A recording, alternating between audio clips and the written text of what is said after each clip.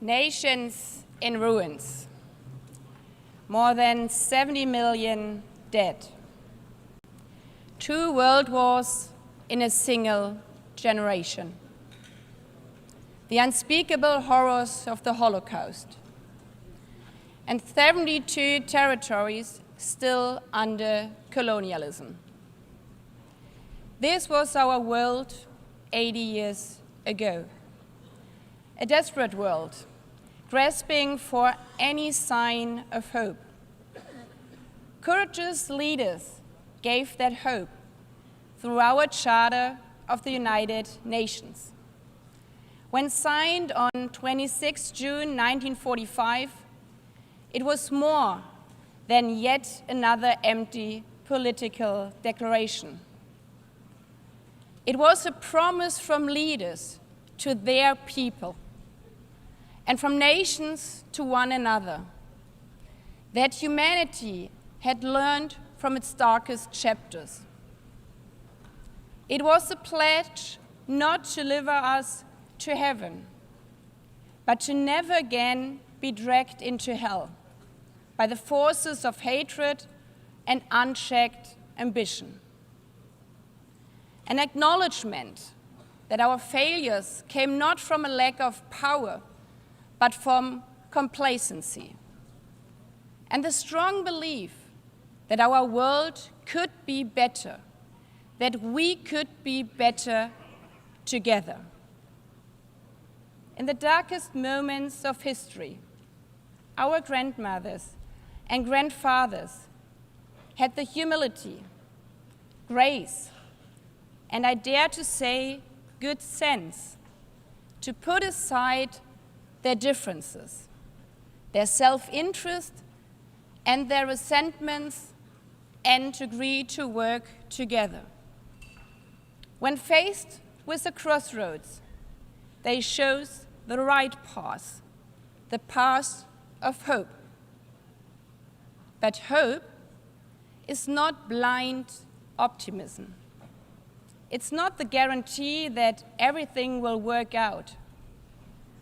It's a deep belief that we are doing the right thing, regardless of whether we succeed. Today, the hours indeed feel dark once again. We stand at a similar crossroads. We see children without parents searching for food in the ruins of Gaza, the ongoing war in Ukraine, sexual violence in Sudan, gangs terrorizing people in Haiti, unfiltered hatred online, and floods and droughts all over the world. Is this a world envisioned in our charter? Do we really need to relearn the hard lessons? Today is not about celebrating. It's about remembering those hard lessons and drawing on the courage to once again agree, to find hope instead of resignation, to find the spirit from 80 years ago once again, to choose the right path, not because of any guarantee, but because of the conviction that it's the right thing to do. Mr. Secretary General, Excellencies, Heads of States, ladies and gentlemen, allow me to thank the artists, especially the young artists, for their wonderful performance, which have set the tone for our event. Today, as we mark 80 years of our United Nations, we are once again standing at a crossroads. We cannot take the easy path and simply give up. We have to choose the right path to show the world that we can be better together. Not because the last 80 years were perfect, not because for 80 years, because we have tried. For 80 years, this building has stood as a monument to our shared hopes for a better future. Yes, we have disagreed, we have struggled, but we have also triumphed. For 80 years, this institution has driven progress on sustainable development, peace and security, and human rights. Today's commemoration is not the story of an institution. It's the story of thousands, perhaps hundreds of thousands of people who tried to turn hope in something real. The people who stood between war and peace and chose peace. The people who are risking their lives to deliver food in Gaza. The people who are supplying education materials to girls in Afghanistan.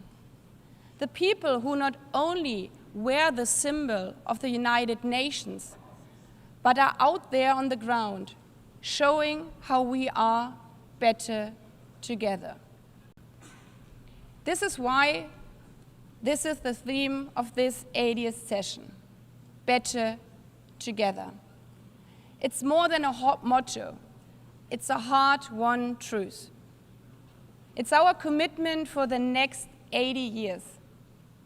Our commitment to not only hope for problems to vanish, but to find the courage to confront them.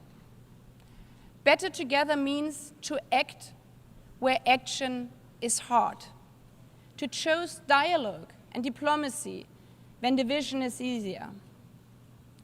Hope at this 80th anniversary means that this session is not remembered not only for its milestone year, but as a moment when we called on extraordinary resolve equal to the extraordinary challenges we face.